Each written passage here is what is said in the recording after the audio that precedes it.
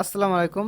তোমরা আমাদের কাছ থেকে অনেকেই জানতে চেয়েছো, বিভিন্ন মাধ্যমে মেসেজ হোক বা কমেন্টের মাধ্যমে হোক, বিভিন্ন মাধ্যমে জানতে চেয়েছো যে ভাইয়া আমার তো একটা এমসিকিউ কম হয়েছে, অর্থাৎ 10টা এমসিকিউ হওয়ার কথা আমার 9টা হয়েছে, আমার 8টা হয়েছে, আমার 7টা হয়েছে, আমি কি পাশ করবো কিনা।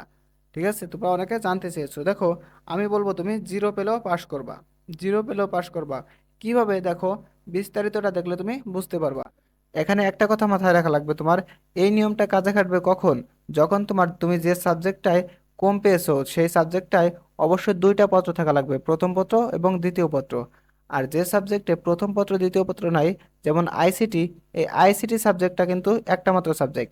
এটার ক্ষেত্রে তোমার 8-এর মধ্যে 8ই পাওয়া লাগবে, কিন্তু এবছর তোমার 7 পেলে হয়ে যাচ্ছে। ঠিক আছে, ধরো এখানে আমি প্র্যাকটিক্যাল নাই এমন একটা সাবজেক্ট দেখাই প্রথমে, তারপরে প্র্যাকটিক্যালটা তোমাদের বুঝাই দেবো। দেখো, প্র্যাকটিক্যাল নাই এখানে, প্রথম পত্র এবং দ্বিতীয় পত্র মিলে তোমার কত মার্কের পরীক্ষা হয়? 200 মার্ক, তাই না? 200 মার্কের মধ্যে তোমার কিন্তু পাশের ক্রাইটেরিয়াটা দেখো, এমসিকিউতে তোমার আলাদা আলাদা করে 10-10 করে পাওয়া লাগতেছে না। তার মানে কি, তুমি এখানে যদি জিরো পাও এক সাবজেক্টে, অন্য সাবজেক্টে যদি 20 পাও, তাহলে তুমি পাশ করে যাচ্ছ। অর্থাৎ প্রথম পত্রে তুমি জিরো পেয়েছো, দ্বিতীয় সাবজেক্টে তুমি 20 পেয়েছো, তুমি কিন্তু পাশ করে যাচ্ছ। প্রথম সাবজেক্টে 15 পেয়েছো, দ্বিতীয় সাবজেক্টে 5 পেয়ে যাচ্ছ, তাহলে কিন্তু তুমি পাশ করে যাচ্ছ। আশা করি বুঝাইতে পারছি যে তুমি কিভাবে একটা সাবজেক্টে জিরো পাইলেও পাশ করবা। কারণ তোমরা আমাকে অনেকে কমেন্ট করছো যে ভাইয়া অমুক পত্রে তো আমি 7টা হয়েছে, 8টা হয়েছে।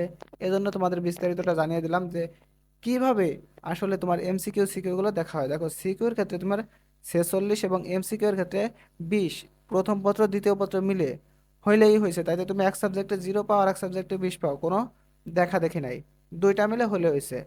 আর দেখো, যেগুলো প্র্যাকটিক্যাল আছে, প্র্যাকটিক্যালের ক্ষেত্রে সিকিউর ক্ষেত্রে তোমার দুইটা মিলে 33 এবং এমসিকিউর ক্ষেত্রে দুইটা মিলে 16 পাইলেই তুমি পাস। আশা করি বুঝাইতে পারছি। আশা করি এখন তোমরা বারবার এই একই কমেন্ট করবে না যে ভাইয়া আমার তো দুইটা কম হয়েছে, আমার তো তিনটা কম হয়েছে, আমরা আমরা কি পাস করবো কিনা। ঠিক আছে, আশা করি তোমাদের ক্লিয়ার করতে পেরেছি। এখন দেখো, আইসিটির ক্ষেত্রে এবছর তোমাদের 7টা এমসিকিউ হলেই পাস হয়ে যাচ্ছে। তোমাদের অন্যান্য বছর 8 লাগতো, কিন্তু এবছর একটা যেহেতু ভুল আছে, এজন্য 7 হলেই পাস হয়ে যাচ্ছে। এবং সিকিউর ক্ষেত্রে 16। এবং ইংরেজির ক্ষেত্রে যেহেতু এমসিকিউ নাই, ইংরেজির ক্ষেত্রে তুমি একটা সাবজেক্টে 66 পাইলে আর এক সাবজেক্টে ডাবল জিরো পাইলেও তুমি পাস। অর্থাৎ তোমার দুইটা মিলে যে কোনো মূল্যে 66 হওয়া লাগবে। তাহলে সর্বসাকুল্যে কি আসলো, তোমার এমসিকিউতে একটা সাবজেক্ট খারাপ হয়ে গেলে কোনো টেনশন করার কিছু নাই। অর্থাৎ প্রথম পত্র বা দ্বিতীয় পত্র যে কোনো একটা পত্র খারাপ হলে কোনো টেনশন করার কিছু নাই। তুমি দুই পত্রের ভিতরে মিলে এমসিকিউ মাত্র 20 এবং সিকিউতে 46, টোটালে এটা পাইলেই তুমি পাস হচ্ছ। এর বাইরে যদি তোমাদের আর কোনো প্রশ্ন থাকে অবশ্যই কমেন্টে করে যাবে, আমি তোমাদের উত্তর দেওয়ার চেষ্টা করব। তো ভালো থেকো তোমরা সবাই, আল্লাহ হাফেজ।